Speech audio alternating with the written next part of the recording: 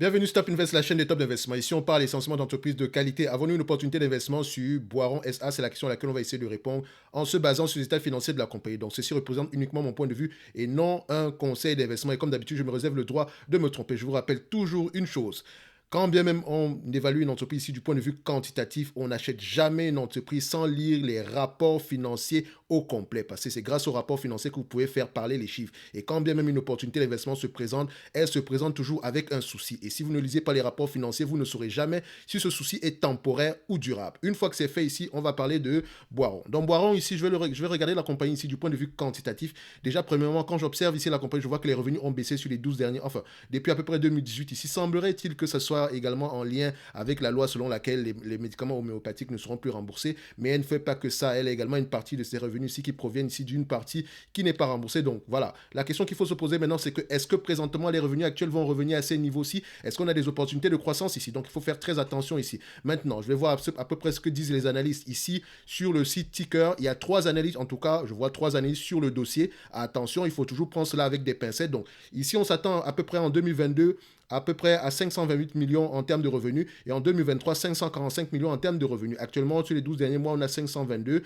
Donc, je vais prendre ici 545 millions. À peu près ce qui est attendu en 2023, c'est 545,83. Je vais prendre 545. OK, vous voyez que ici, sur ce dossier, je suis à peu près pessimiste. OK, je prends 545. Ça reste ici une estimation, donc on ne veut pas la précision 545,83, etc. Donc, il faut faire attention ici. Donc, 545. OK, maintenant, en termes de revenus, croissance du revenu, je mets 0. En termes de free cash flow ici, déjà, j'observe une chose. Avec la baisse du revenu ici, je vois une baisse des marges. La baisse des marges ici, les années s'attendent à peu près à avoir du 9% par là dans les années futures. OK, actuellement, en date d'aujourd'hui, sur les derniers mois, qu'est-ce qu'on a? Déjà, je compare les free cash flow avec les net income. Vu que c'est une compagnie européenne, j'aurais tendance à choisir ici les net income parce que les free cash flow ont tendance à avoir des éléments qu'il faut ajuster en conséquence. Donc, quand je prends ces deux éléments-ci, on va juste remettre ça là. Et voilà, sur la même page, on voit que les net income et les free cash flow ont tendance à raconter la même chose. OK, c'est parfait pour moi. Je ne veux pas la précision, je vous ai dit ici. OK, donc je prends ceci.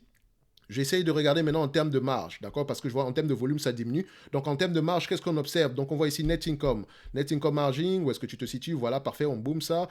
Parfait. Donc, ici, on regarde, on prend la médiane, ok? Je mets à peu près ça en histogramme. Donc, ça nous permet de voir les zigzags ici. Ce n'est pas la première fois qu'on a des trous d'air pareil. Donc, qu'est-ce qui s'est passé en 2006-2007? Première chose. Ici, qu'est-ce qui s'est passé également? Maintenant, sur les 20 dernières années, on a des marges de 8%. 10 dernières années, nous avons des marges de 12%, mais attention, ça c'est sur les 10 dernières années. Sur les 5 dernières années, on observe que les marges sont aux alentours de 7,26%. Sur les 3 dernières années, nous sommes aux alentours de 6% par là, ok? À peu près sur les 12 derniers mois, on a 8%. Maintenant, vous voyez que des marges, on est à 6, 7, 8, 12. Qu'est-ce qu'on aura? Les analystes attendent à avoir du 9%. Actuellement, on a du 9,69% sur les 12 derniers mois. Ok, qu'est-ce que je devrais prendre? Les analystes attendent à 9%. Ici, on a du 9% sur les derniers mois. Ici, je prendrai 9%. Ok, mais attention, toujours avec des pincettes. Toujours lire ici les rapports financiers pour voir le management, c'est quoi l'objectif. Donc, je prends du 9% ici. OK? Au niveau du nombre d'actions, est-ce qu'on a un nombre d'actions qui augmente ou bien qui diminue? Donc, on regarde ça ici. Sur les 12 derniers mois, ici, on voit un nombre d'actions qui diminue. Les actions ont tendance à diminuer ici, donc elle a tendance à racheter ses actions. 17 millions, 17,4. Donc, on prend 17,4 ici. On note, en tout cas, selon Coifin, c'est 17,4. OK? 17,4. OK? So, le PER moyen. Ici, l'entreprise a tendance à s'échanger à des PER de combien? Donc, on prend ça, on regarde ici. Je rappelle toujours que le PER, c'est un rendement. 10 fois les PER, c'est un rendement de 10%. 20 fois les PER, c'est un rendement de 5%. OK? Donc, la médiane ici, le marché a tendance à payer ici en médiane. Sur les 20 dernières années, il paye à peu près 16 fois les bénéfices. Sur les 10 dernières années, il paye 17 fois les bénéfices. Sur les 5 dernières années, il paye 16 fois les bénéfices également. Sur les 3 dernières années, il a tendance à payer 17 fois les bénéfices. Donc, on se voit ici qu'on est dans 16, 17. Donc, je prendrai 16 fois les bénéfices ici pour faire simple. Donc, 16 fois les bénéfices. OK? Donc, on prend ça. On va mettre ici 16 fois les bénéfices. Voilà, d'accord? Donc, ne vous occupez pas des deux premiers ici. Je mets 16 fois les bénéfices. D'accord? Vous pouvez prendre ici 10, 13, 16. De toutes les façons, ça reste des rendements ici. Donc, ça, vous voulez évaluer à 10 fois les bénéfices moins la dette, 13 fois les bénéfices moins la dette, 16 fois les bénéfices moins la dette. OK? Donc, maintenant, en termes de dette nette, qu'est-ce qu'on a? Est-ce qu'on a du cash net, de la dette nette? C'est ce qu'on va regarder ici. Donc, en termes de dette nette ici, on va voir ceci, c'est 218 millions, en tout cas. Maintenant, le 218 millions ici, on pourrait avoir plus que ça. Pourquoi? Donc, c'est du cash net, c'est-à-dire que si on pourrait avoir plus que ça, si dans les bilans financiers de l'entreprise, ici, on a comptabilisé les loyers. Si on a comptabilisé ici les obligations liées au loyer, on a peut-être plus que ça normalement parce que les obligations liées au loyer, pour moi, je ne les considère pas comme étant de la dette. D'accord? Sauf, parce que ça ne se rembourse pas de la même façon. Donc, sauf, par exemple, si vous allez en termes de... je l'ai déjà expliqué ici plusieurs fois, donc je ne vais pas revenir dessus. Sauf si, par exemple, si vous faites faillite ici, ça devient des obligations, ça devient à peu près une dette senior. Donc, on a à peu près 219 millions ici, donc 218,421. Donc, on met ici 218,421. Je l'arrondis à 219. On va faire simple. OK? 219. 219. Donc, elle a 219 millions ici en termes de cash net. Qualité de dividende ici, addition de dividende, on va y revenir à la fin de la vidéo. Donc, ici, on a des revenus de combien on s'attend? Les analystes s'attendent à peu près à avoir du 545 millions. 545,423, d'accord? Exactement. Donc, on va mettre 545 millions. 9% de marge bénéficiaire ici, ça donne combien? Ça donne à peu près 49 millions. Multiplié par combien? 16 fois les bénéfices, plus le cash net de 219 millions ici, d'accord? Divisé par le nombre d'actions ici, on a à peu près combien en termes de nombre d'actions? Nous avons 17,4, 17 millions 4, donc on divise ici par 17,4. On obtient ici 57,68, donc à peu près aux alentours de, je vais mettre ça ici à X16, donc X16 égale ici à combien? X16, on est aux alentours ici de 58 euros. Je l'ai arrondi à 58 euros. 58 euros ici sensiblement. OK? Donc X16. On va mettre X16. OK. Donc, si on l'évalue, si on prend ici 16 fois les bénéfices, moins la dette nette, ici, on l'aura aux alentours de 58 euros. Mais attention, ceci est conditionné par un revenu de 545 millions, d'accord? Un free cash flow d'au moins 9%, une dette nette de 219 millions, ok? Parce que si le niveau de dette nette diminue ici, on aura tendance à avoir un prix moins élevé que ça.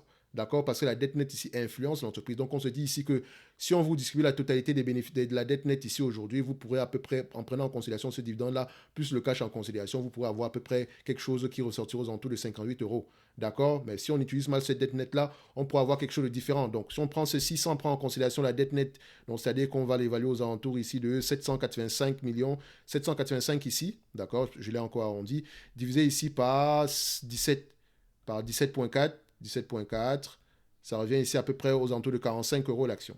D'accord? Donc, si on ne prend pas en considération la dette nette, nous avons aux alentours de 45 euros l'action. De toutes les façons, que ce soit 55, que ce soit 45, 58, je trouve que l'entreprise est correctement évaluée ici.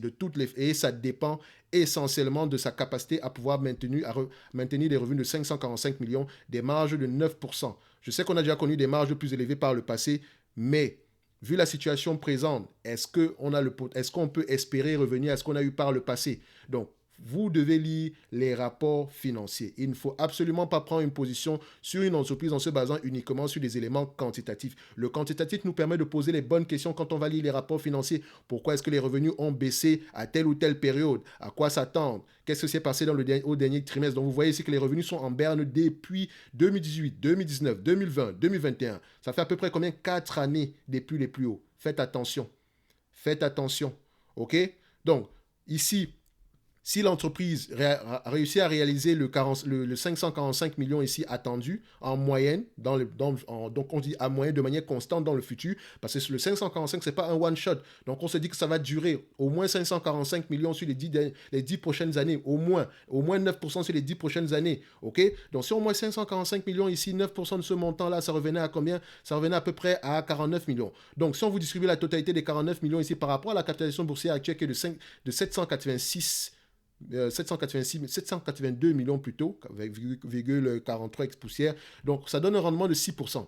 Actuellement, on paye un dividende de 2,11%. Donc, si on vous distribue la totalité des free cash flow ici, potentiel, on a du 6%. D'accord? Or, le dividende ici est de 2,11%, donc c'est-à-dire qu'on a les moyens de payer le dividende. Même avec le cash actuel, on a les moyens de payer le dividende. Donc, quand je regarde ici, c'est à peu près 16 millions qu'on dépense à peu près en termes de dividende. Donc, on a les moyens de payer ce dividende-là. Maintenant, quitte à savoir est-ce qu'il sera croissant, etc., moi, je ne sais pas. Allez poser la question au management. De toutes les façons, ils ont tendance à le diminuer, le baisser ici. Donc, il n'y a aucune... Voilà, peut-être ici, par rapport à la situation actuelle, ils essaient de sauvegarder le plus de cash possible. D'accord? Donc, moi, je pense que c'est un dossier qu'il faudrait creuser en profondeur, d'accord? Comme d'habitude, ça peut être intéressant du point de vue quantitatif, mais il faut absolument lire les rapports financiers. Donc, ceci n'est que mon avis, d'accord? Et non un conseil d'investissement. Donc, on se donne rendez-vous sur la prochaine vidéo et d'ici là, portez-vous bien.